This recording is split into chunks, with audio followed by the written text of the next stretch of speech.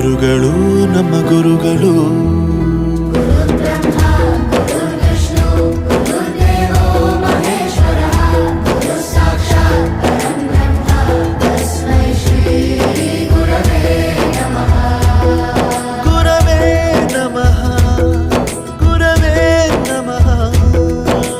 ಬಳಪ ಹಿಡಿದ ಭಗವಂತ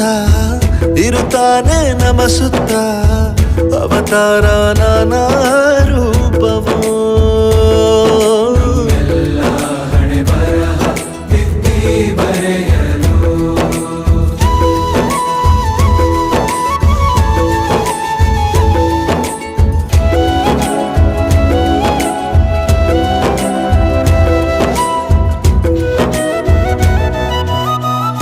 ಬಾಳಲ್ಲಿ ಲೆಕ್ಕ